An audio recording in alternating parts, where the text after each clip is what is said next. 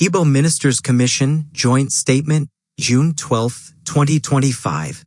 Woe unto the traitors among us. Self-imposed Igbo leaders in Abuja must repent or face divine judgment. With broken hearts and grieving spirits, we, the undersigned Southeast religious leaders, can no longer keep silent in the face of the ongoing betrayal of our people by a handful of self-imposed morally bankrupt individuals masquerading as Igbo leaders in Abuja. These men have abandoned their own people in exchange for personal favors, political appointments, and filthy lucre from the very forces that have vowed to exterminate the Igbo race.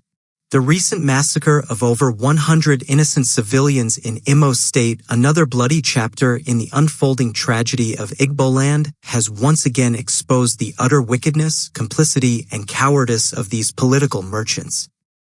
While Fulani killers continue to slaughter our people with impunity, men like Hope Uzodinma shamelessly beg for monetary compensation over the corpses of our brothers and sisters instead of demanding justice, protection, and accountability. Even more treacherous is the disgraceful conduct of Orji user Kalu, who now openly campaigns for the continued illegal incarceration of Matsi Nnamdi Kanu, the only man who boldly confronted these foreign marauders and inspired millions of our people to rise in dignity and self-determination. Orji user Kalu, who himself once rotted in Cuge prison until Matsi Nnamdi Kanu's influence brought pressure that secured his release, has now turned Judas, seeking to please his Fulani masters at the expense of his own brother. We are not ignorant of the evil schemes. Unbeknown to these rent boys of Abuja, the Department of State Security, DSS, despite years of persecution, has failed to produce a single shred of evidence to substantiate their allegations of armed struggle. Even the Supreme Court of Nigeria has denounced the 2017 invasion of Matsi Kanu's ancestral home as a criminal act by the Nigerian security forces, a fact Orji user Kalu would have known if he had bothered to seek the truth, instead of vomiting the poisonous propaganda of his masters. The God of justice sees all. We declare before heaven and earth, the betrayal of Igboland shall not go unpunished. The blood of the innocent cries to God for justice.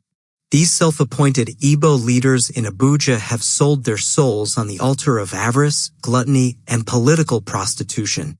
They are not leaders, they are saboteurs, Judases, and hired slaves to the oppressors of our people. Their conspiracy with the Fulani oligarchy to destroy Matsi Nnamdi Kanu in order to silence the voice that kept our land from being overrun is nothing short of sacrilege. Let it be known that their time of reckoning is approaching.